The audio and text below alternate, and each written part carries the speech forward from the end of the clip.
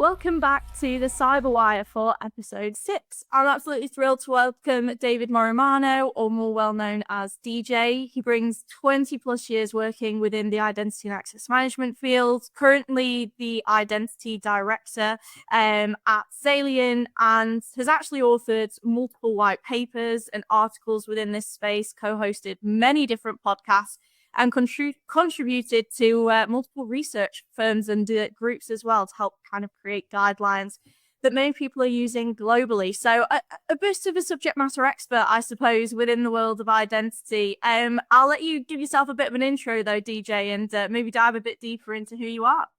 Yeah, no, that's you did a good job kind of running through the resume a little bit there. So yeah, I've been in the space for 20 plus years. Mostly in the identity space, but as a contributor and a researcher for cybersecurity as a whole. So, like you said, director of IM technologies here at Xalian. But all on the sidebar, just have a passion for the space. So I'm just happy to be here.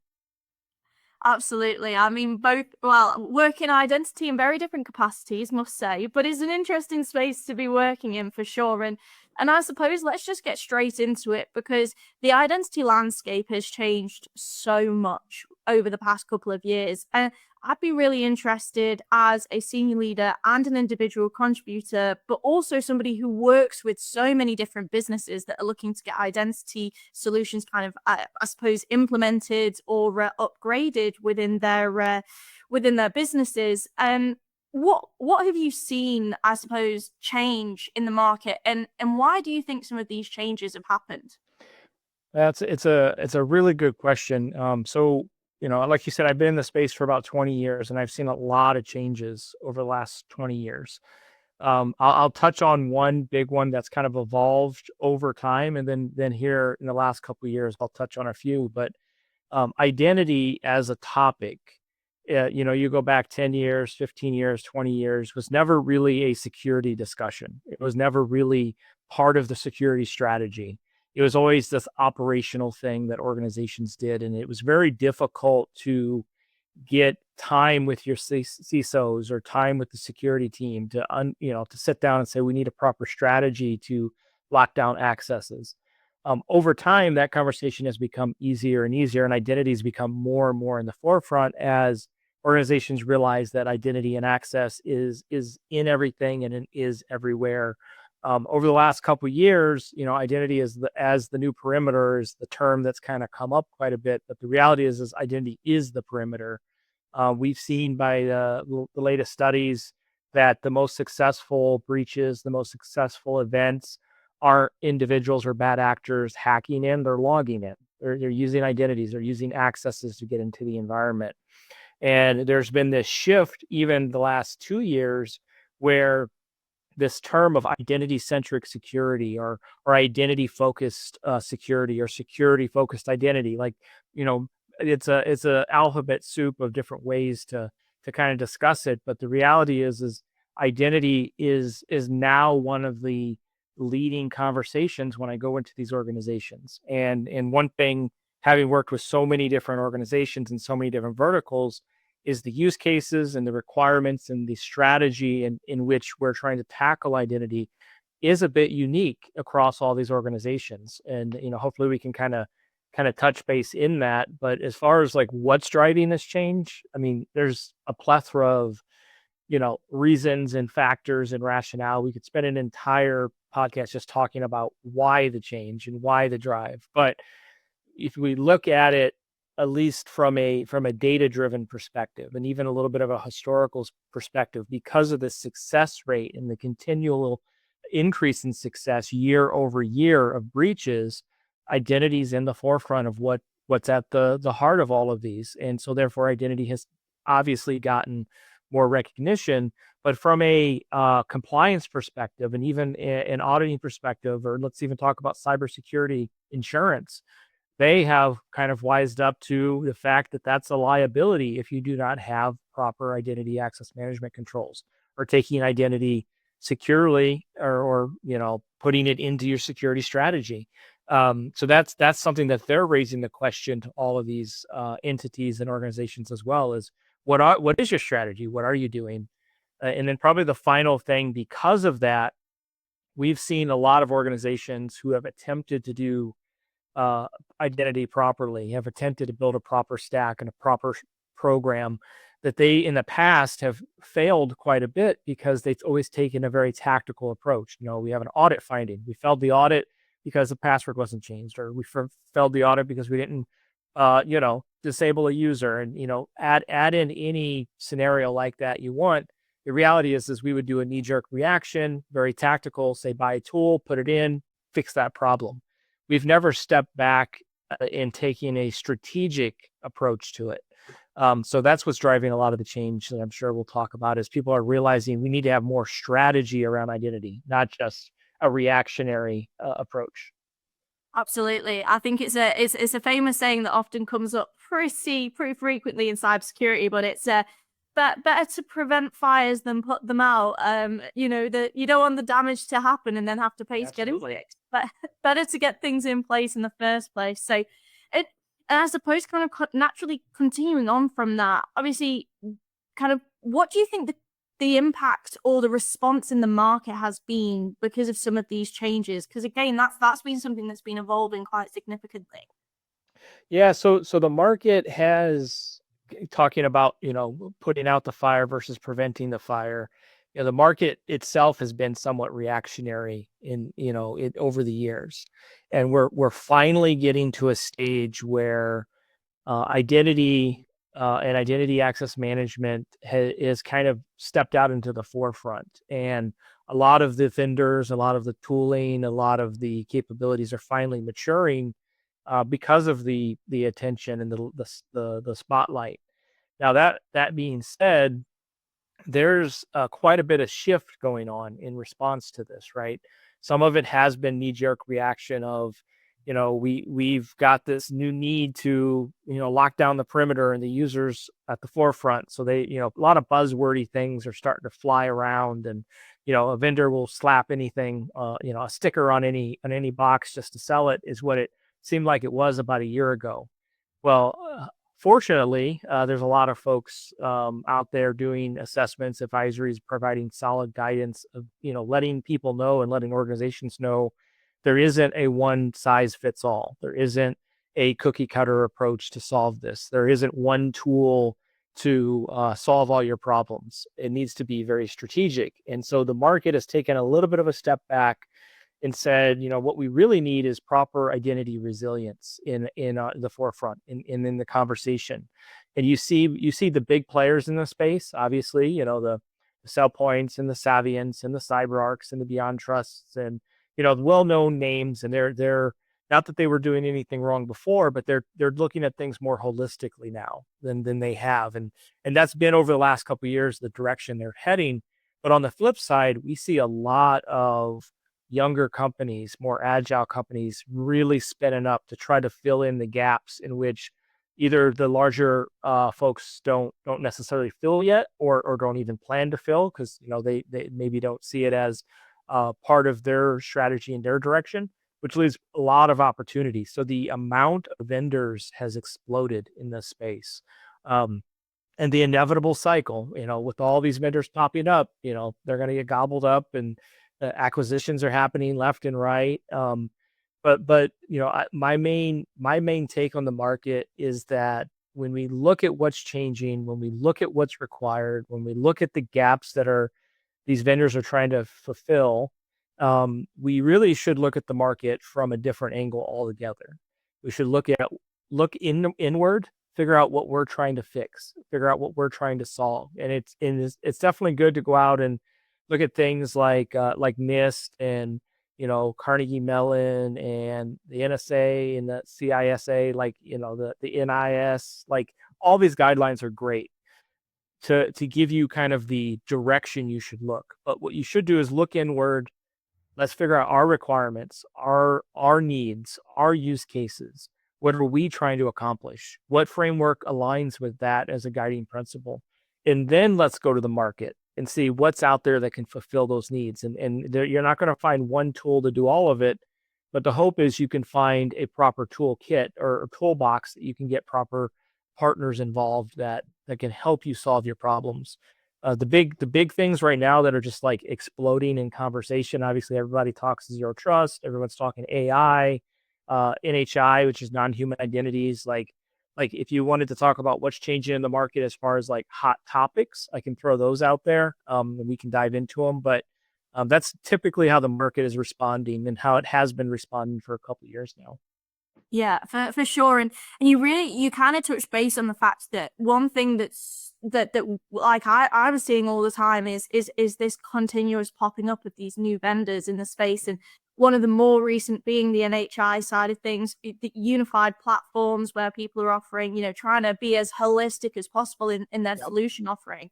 And by all means, I think it's gone from you just having those big names in the space to suddenly there's all these little startups that are going, actually that gap, I'm filling it, and so on.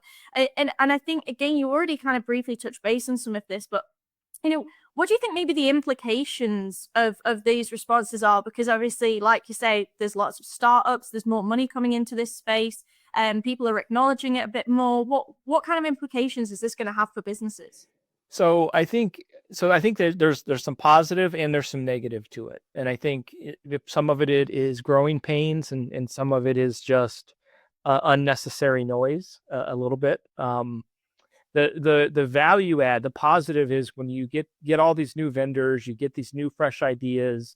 You get those that are actually looking for the gaps in the portfolio of the larger ones, and looking and listening to the customers as to what they need, and helping drive change, being disruptors like that. That's all good for any industry, because I think it drives competition, and it keeps the big ones on their toes too. I mean, don't get me wrong, the big ones aren't going anywhere anytime soon. They're doing great, but they can't be the answer to everything.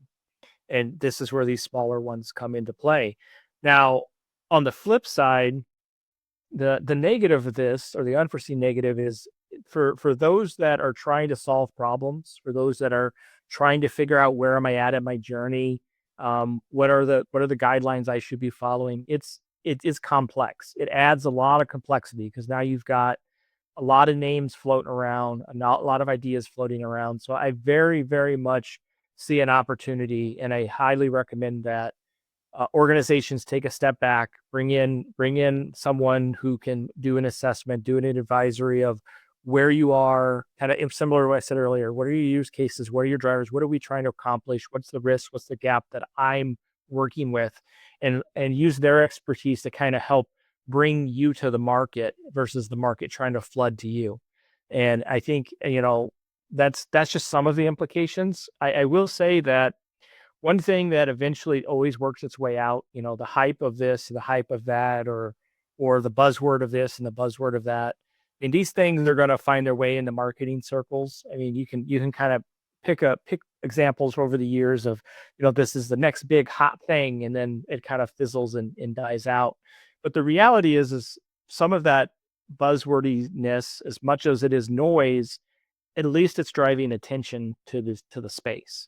I just would like to separate that noise and the complexity that it adds from the reality of what we're trying to accomplish.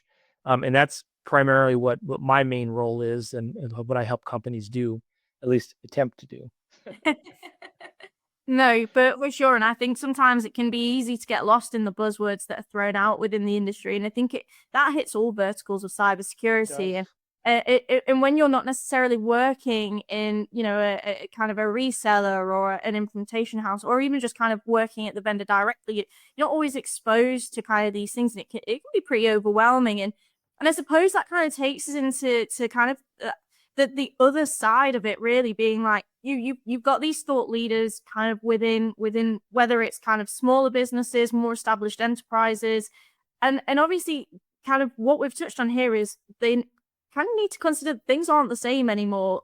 Processes need to change. You need to kind of go from that strategic kind of and tactical side of things. I mean, I suppose what your thoughts on how what do they really need to be considering here, and why are things maybe gonna be have to take them pretty seriously in terms of the changes?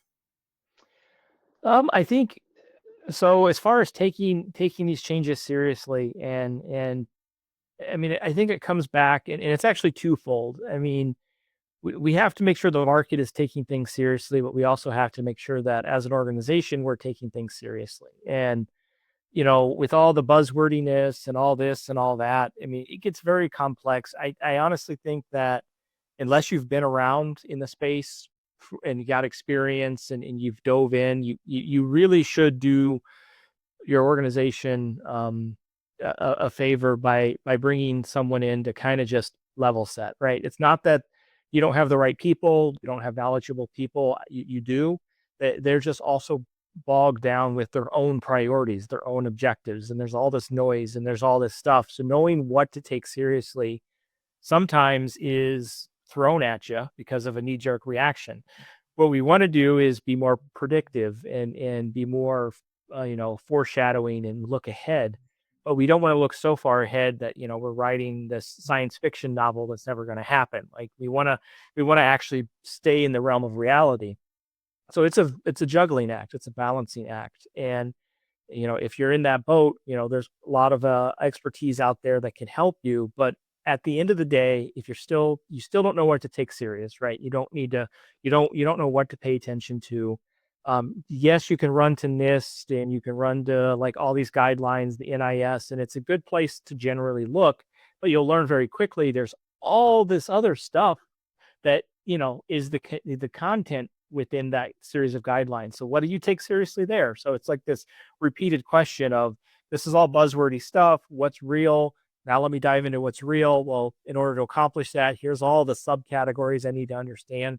At the end of the day, my advice is always to take the simple approach, which is pay attention to the patterns of what you're hearing as far as the types of breaches that are occurring. Pay attention to your peers. Hopefully you have a user group and a peer group that if they get breached, they may not tell you all the details, but they can at least be like, hey, we could have did a better job with our lever process. We could have did a better job of tracking the usages of access. Learn from others' mistakes. There's nothing wrong with that. But if we look at the patterns and the way and the success and the sophistication of attacks and breaches, it's clear that identity is a big piece of that. So look at what's happening, look at the examples, and just kind of backtrack it. I mean, I would love to come into an organization and kind of help them build their strategy and, get them on that path and tell them, this is what I've learned, this is what I'm doing, and this is what you need to do and do that for you. I know that's not going to happen with every org. So just if you're a leader in the space and you're trying to move your org forward, there's, as simple as it is, just pay attention to, the hacker news out there, pay attention to the the Verizon reports, the AT&T reports, look at the patterns and just kind of ask yourselves, are we prepared for that scenario? And in most cases, you probably are to an extent, but not the depth in which you need. So that's again, it's a tough question. Like what do we take serious? And I guess to boil it down is it depends on your org, it depends on your needs, it depends on what you're seeing in your peer group as to what's working, what's not working. And that's going to be more valuable than just, hey, here's this giant research firm that says the hot new thing is, ironclad walls around the windows. Like take into consideration a lot of factors, not just one. It's probably my overall advice. Yeah, for sure. And I think it's just something, it's so overwhelming, isn't it? When you look out there and you're constantly having facts and figures and everybody just loves to throw information out there. And it's sometimes kind of like, how do you tune it out and know what's good to listen to? And it's literally like you mentioned earlier, ultimately, this is why there's such a value add for using individuals such as yourself and kind of being like, look, let me help map it out. This is what I do for a job because, yeah, I suppose you've got access to all those different kind of vendors and knowing that, look, not every vendor's for every business, but that's why there's a few out there because otherwise, there would only be one company doing it all. Yeah. Well, I suppose then to kind of close off, DJ, because I think it's overwhelming out there, and I think it's literally like you mentioned, it's kind of go out there, do your research, but don't necessarily be kind of overwhelmed with the hottest topic. Look into the facts of actually where are the biggest challenges and where are, I suppose, other people failing that you can learn from.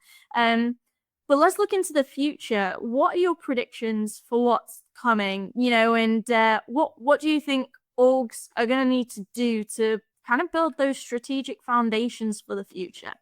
Yeah, so there's a lot of predictions that I could make for sure, and but I try to be as database, as data focused and basing my predictions on the data and the patterns and what's actually occurring and what's happening. And there's a few things that I really think organizations should at least, lean into to understand where they set.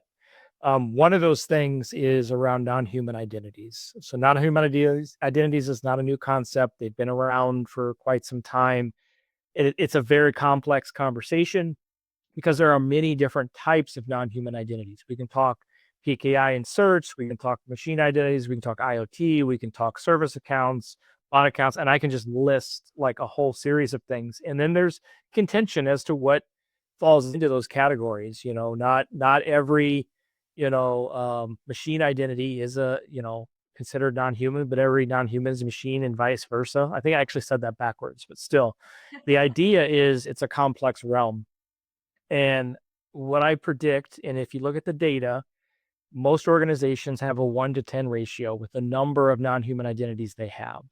So don't just look at your organization and say, I've only got 200 users, so therefore I don't have this problem. Um, you know, 1 to 10 is not a scientific number. It's just an average. I've seen organizations where it's 1 to 100, 1 to 1,000. So it's a difficult thing to understand how deep of an issue you have, but it's an issue that's not going away. We need to figure out how to manage and control non-human identities. The other piece of it is on the human side, we as humans are as much as maybe we don't want to hear it, we're the weakest link in the chain. We are gullible. We want to believe. We have all this hope, and we just want to make sure everyone, we think everyone's going to do the right thing. Obviously, there's outliers to that, but I'm speaking for most humans. Um, so AI and the introduction of lowering the bar to the sophistication of attacks is really, to be honest, if you look at the data, AI is fooling us left and right when it comes to phishing emails, and AI is fooling us when it comes to deep fakes and all this stuff. It's just the data's there. We're gullible. We want to click the link for our gift card because we want to believe it's right. But at the end of the day, what needs to happen, and my prediction is that humans are going to become more and more at the center of the attack as they always have been. And so we need to not only train our users, but what needs to happen in the space, and what I think will happen is we're finally going to enter an era where security becomes convenient. Because in the past, security was like oil and convenience was like water. It never mixed. All security ever did, other than obviously reduce risk and do all the good stuff, is from the business side, it was roadblocks you were putting up. It was friction. It was all this crazy stuff. And it's like, you're killing me. I can't even do my job. Like this is the perception from the other side of the fence. And we've learned that humans are the weakest link in the chain. And what we need to do is we finally need to make security convenient. We need to make the experience worthwhile so that we as humans, one, follow the processes and don't try to scapegoat them, but that it's easy for us to roll out these new objectives. It's easy for us to put in these new features and these new functions. I'm obviously like understating a lot of things here. Like it's easy for me to say to just make it nice and fluffy and pretty, and we'll just like it. Well, the reality is we're still humans, and that's a barrier to overcome, but that's the direction we're heading. My prediction is in a few years, we're going to finally see an era where these vendors have products that don't just disrupt the business for the sake of security. I think we're going to finally start to see some synergy. So that's probably my last prediction I'll throw out there, because I'm sure that's going to ruffle some feathers with some people, but I'll leave it at that. No, hey, I think to me that sounds great. So not ruffling all feathers, but well, DJ, honestly, some really valuable insights there. Like you say, it's an overwhelming world out there, and I think kind of you've really, I suppose, made it a bit more digestible for people to understand. So thank you so much for coming on today. Yeah, no, thanks for having me. This is great. Awesome. And for anybody listening, and if anything's resonated today, I definitely say it's worthwhile reaching out to DJ or the team at Zaliant, because yeah, I suppose it's a bit of a daunting world when you see what's really out there in cybersecurity. But thank you for your time, and yeah, make sure to like and subscribe.